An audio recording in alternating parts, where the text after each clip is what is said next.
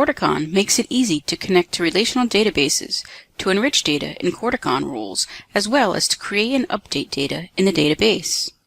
This demonstration provides an overview of how a Corticon vocabulary can create tables in a Microsoft SQL Server 2008 database and then maintain the database schema in the Corticon project. Note that the database features and the schema demonstrated are not consistent across RDBMS brands. We'll use the grocery store demo.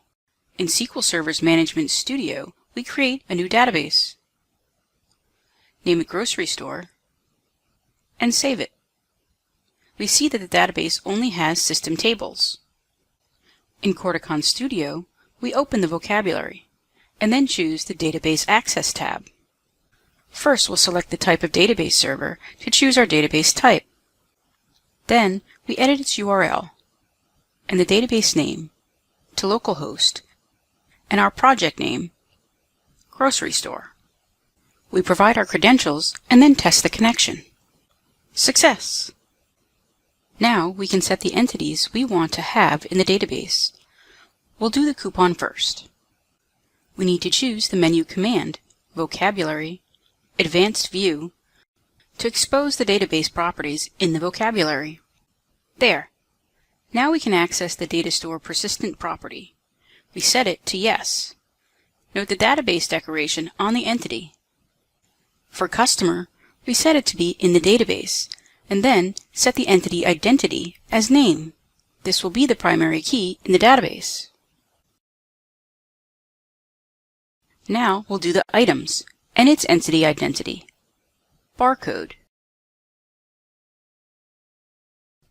And then preferred account.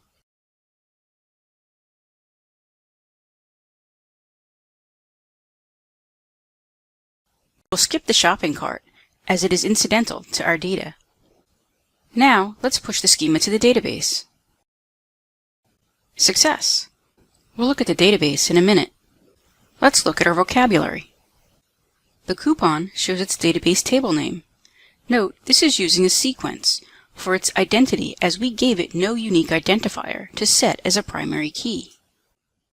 In SQL Server, we refresh the view and then see that the tables are defined. A sequence table was set up for the coupons that had no primary key. For items, we see the barcode is the primary key.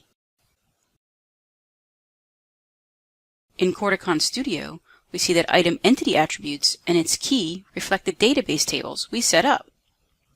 Now we can perform actions against the database to perform retrievals, updates, and collection operations such as count, sorts, and sums. This concludes the demonstration of using Corticon Enterprise Data Connector, EDC, to connect to a commercial database.